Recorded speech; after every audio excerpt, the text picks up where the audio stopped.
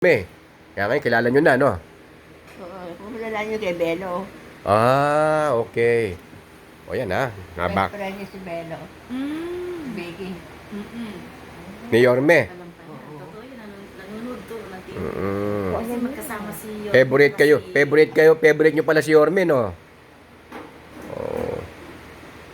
Pati si Jinky. Si Jenkins.